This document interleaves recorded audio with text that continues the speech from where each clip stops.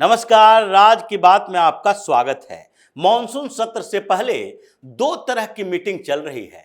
एक meeting NDA के partners की चल रही है, जिसमें भारतीय जनता पार्टी भी अलग से मीटिंग कर रही है अपने पार्टी के संगठन के और संसद में मुद्दों को लेकर। तो दूसरी तरफ एनडीए की एक मीटिंग चल रही है सत्ता पक्ष के एजेंडे को लेकर और आगे आने वाले सत्र के दौरान किस तरह से कुछ बिल पर चर्चा होगी, कुछ एजेंडों पर चर्चा होगी, कुछ सवालों का जवाब दिया जाएगा और कुछ नई बातें होगी, जिसके कारण विपक्ष भी परेशान है। और दूसरी तरफ विपक्ष में कई गुटों की मीटिंग चल रही है।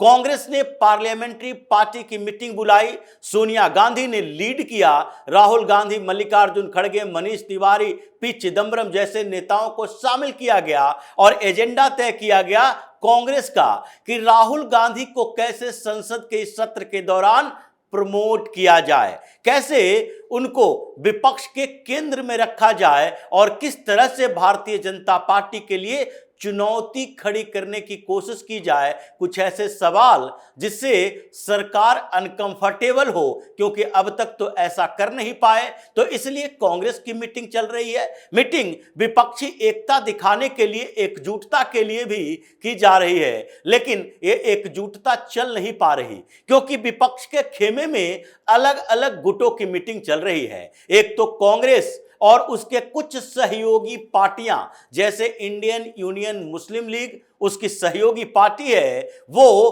कांग्रेस के साथ खड़ी है, डीएमके कांग्रेस के साथ खड़ी है। लेकिन इसके अलावा एक और गुट बना हुआ है, जिसमें वो कुछ नेता ऐसे, कुछ पार्टियां ऐसे हैं जो दोनों नाव की सवारी कर रहे हैं, मतलब कांग्रेस के गुट में भी और रीजनल पार्टियों के गुट में भी। उसमें सबसे आगे की पंक्ति में खड़े हैं अखिलेश यादव, जो कि ममता बनर्जी, अरविंद केजरीवाल के साथ भी बातचीत कर रहे हैं, मीटिंग कर रहे हैं कि कैसे हम लोग मिलजुल कर एक ऐसा गुट तैयार करें जिसमें दूसरी कुछ और पार्टियां हो और हम एक अलग मोर्चा बनाएं, जिसमें यह दिखाई पड़े कि केवल मोदी को चुनौती देने के लिए कांग्रेस ही खड़ी नहीं है, केवल राहुल गांधी ही प्रधानमंत्री मोदी को चुनौती नहीं दे सकते, बल्कि हम लोग भी दे सकते हैं। और यही आधार बनेगा आगे के चुनावों में। ममता बनर्जी को भी पश्चिम बंगाल में विधानसभा के चुनाव में जाना है और उसमें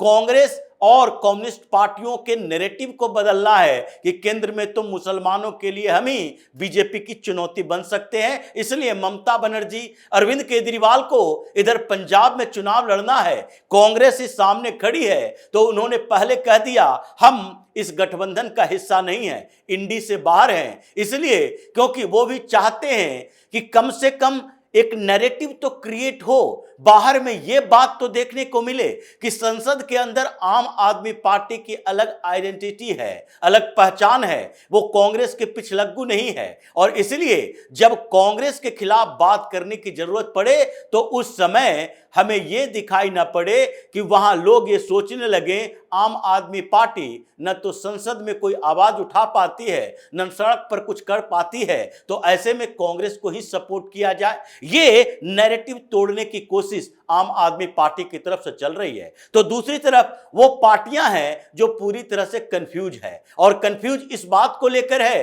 कि वो एनडीए के साथ कुछ मुद्दों पर खड़ी रहे या फिर पूरी तरह से विपक्षी गठबंधन का हिस्सा रहे। इसमें से कुछ पार्टियां ऐसी है जो लगभग इनडायरेक्ट सपोर्ट करती दिखाई पड़ रही है और कुछ अभी कंफ्यूज है। उसमें एक पार्टी बीजू जनता दल है, क्योंकि बीजू जनता दल में पार्टी के अंदर ही इस बात के लिए घमासान है कि क्या हमें एनडीए को भी इनडायरेक्ट सपोर्ट पहले की तरह करते रहना चाहिए। और इसी बात को लेकर यह वक्फ बोर्ड संशोधन बिल जब पेश हुआ था तो उसमें बीजेडी की तरफ से राज्यसभा में व्हिप जारी नहीं किया गया, लोकसभा में तो इसके सांसद ही नहीं बचे हैं, लेकिन यह व्हिप जारी नहीं किया गया और कहा गया कि स्वविवेक से अपने आत्मा को सुनकर आप अपनी वोटिंग कर सकते हैं। और बीजेडी के राज्यसभा सांसदों में बट गया दो गुटों में, और उसमें कुछ सांसदों ने एनडीए का समर्थन किया,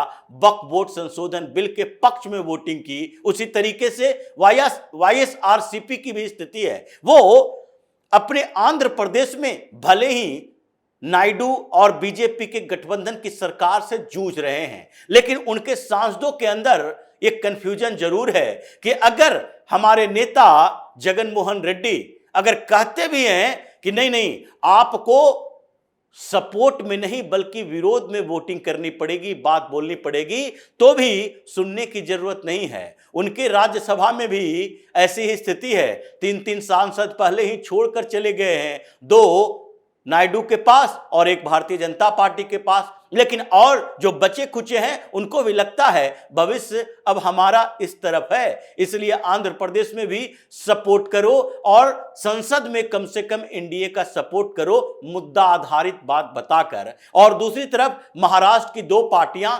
एनसीपी शरद चंद्र पवार और उद्धव ठाकरे की शिवसेना, ये दोनों पार्टियां और भी ज्यादा कंफ्यूज है। सुप्रिया सुले बीच बीच का रास्ता अपना रही है। वो राहुल गांधी के कहने पर भी पीएम मोदी के विरोध में नहीं आई। उन्होंने ऑपरेशन सिंदूर पर भी कांग्रेस के सवालों का जवाब वैसे ही दिया जैसे शशि थरूर कांग्रेस में रहकर दे रहे हैं। मतलब विपक्ष तो पूरी तरह से बिखरा हुआ है और उद्धव ठाकरे कंफ्यूज हैं। उनके सांसद इस बार भी कह रहे हैं कि फिर जो 20 दिन का समय दिया गया था, इस बीच सुप्रीम कोर्ट का फैसला अभी आया नहीं है वक्फ बोर्ड संशोधन कानून को लेकर, और सरकार ने नोटिफिकेशन जारी कर दिया, रजिस्ट्रेशन शुरू कर दी, और उसके साथ ही सरकार ने सेक्रेटरी को बोला था कि आप इस पूरी प्रक्रिया के क्रियान्वयन के लिए, इंप्लीमेंटेशन के लिए प्रोसेस शुरू कर दें, क्योंकि मॉनसून सत्र के दौरान इस पर फिर से चर्चा करेंगे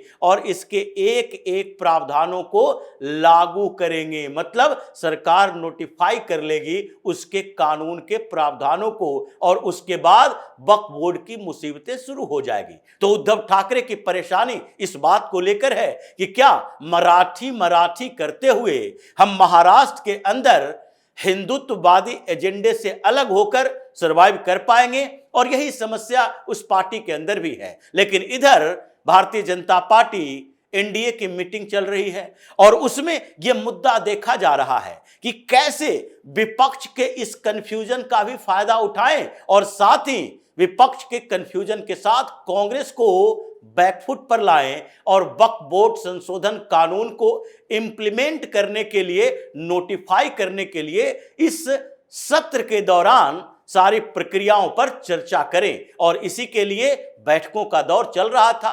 पीएम मोदी ने बैठक ली, उसके बाद गृह मंत्री अमित शाह ने बैठक ली, और फिर डिफेंस मिनिस्टर राजनाथ सिंह ने बैठक ली। ये भारतीय जनता पार्टी की बैठक थी। फिर एनडीए की भी बैठक हुई, पीएम मोदी ने कैबिनेट की भी बैठक ली, और उधर दूसरी तरफ सदन के अंदर ये विपक्ष के कंफ्यूजन को लेकर एक बैठक ओम बिरला ने भी की। स्पीकर ने जो बैठक की उसमें कोऑर्डिनेशन की बात की गई, और यह कहा गया कि जो पहले डेलीगेशन भेजा गया था, मल्टी पार्टी डेलीगेशन अलग अलग देशों में ऑपरेशन सिंदूर के लिए, उसके बाद जो हम फ्रेंडशिप रिलेशन बना रहे हैं और जो फ्रेंडशिप ग्रुप बना रहे हैं सांसदों की, उस पर भी चर्चा होनी चाहिए। और उसके लिए उन्होंने मीटिंग की, और जो साउथ कोरिया का डेलीगेशन आया था उसके साथ इंटरैक्शन भी हुआ। उसमें कई सांसद भाग लिए और इसे आगे बढ़ाने की कोशिश भी की जा रही है। उधर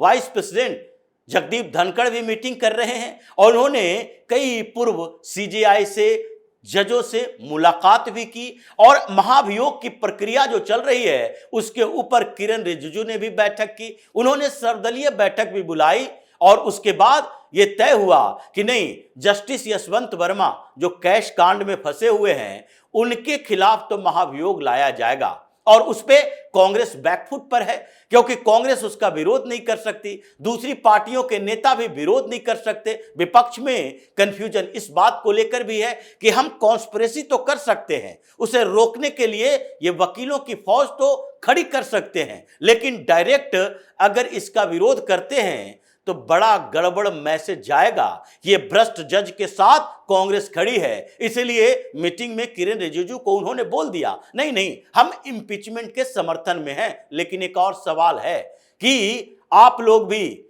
ये शेखर कुमार यादव जो जस्टिस शेखर यादव हैं, जिन्होंने कठमुल्ला शब्द का उपयोग किया था यूसीसी पर बात करते हुए एक कार्यक्रम के दौरान, और इसलिए उनके खिलाफ भी महाभियोग लाया जा रहा है, उस पर तो ये पूरी तरह से सरकार विरोध कर रही है।